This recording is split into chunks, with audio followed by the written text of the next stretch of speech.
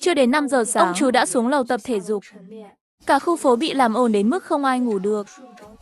Nếu ai dám mắng ông ấy, ông ta sẽ nằm xuống đòi bồi thường tiền. Cả cảnh sát cũng bó tay với ông chú này. Sau khi giá thuê nhà trong khu giảm mạnh, tôi, một người bị mất ngủ nặng, đã chuyển đến đây. Ngày đầu tiên ở đây, tôi đã bị ông chú tập thể dục đánh thức. Hàng xóm khuyên tôi đừng chọc giận ông ta, nhưng tôi chỉ cười lạnh. 5 giờ sáng tập thể dục thì có gì ghê gớm. Tiếng đập cửa nhẹ nhàng sợ gì. Tôi có thể chơi với ông ta cả năm. Sau hơn 10 năm làm việc tại công ty lớn, tôi mắc chứng mất ngủ nghiêm trọng. Thế là tôi nghỉ việc, về quê tìm nơi yên tĩnh để hồi phục. Thuê một căn hộ rẻ trong khu này để tĩnh dưỡng. Đêm đó, tôi mất ngủ đến tận 5 giờ sáng. Cuối cùng, cơn buồn ngủ cũng kéo đến, nhưng vừa mới thiếp đi được một chút. Tiếng hét từ dưới lầu đã đánh thức tôi dậy. Tức giận bùng lên trong lòng tôi. Tôi lao thẳng ra cửa sổ. Dưới sân nhỏ của khu, một ông chú đang chạy bộ chậm rãi. Miệng không ngừng hô to, hô, hô, tiếng vang vọng khắp khu phố.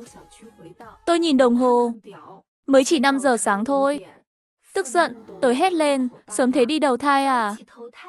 Cầm miệng lại, Diêm Vương không nhận ông thì sao? Sau khi tôi mắng xong, ông chú dưới lầu đột nhiên dừng lại. Ông ta ngẩng đầu lên, chỉ tay vào đâu đó, hình như đang đếm tầng. Không lâu sau, ông ta chạy lên tận cửa nhà tôi, gõ cửa và đập cửa ầm ĩ. Lầu 5, tôi thấy rõ là cô. Mở cửa ra. Tôi mở cửa ra và sững sờ. Lần đầu tiên thấy người gây ồn còn dám tìm đến tận cửa. Sau khi mở cửa, một mùi rau cải thối từ miệng ông chú xộc thẳng vào mặt tôi. Vừa rồi là cô mắng tôi phải không? Ông là ai? Tôi là người tập thể dục dưới lầu. Cô đừng chối. Tôi đến tầng rồi, chính là cô. Ông chú tràn đầy sức sống. Rõ ràng là sức khỏe rất tốt. Tôi có mắng thật.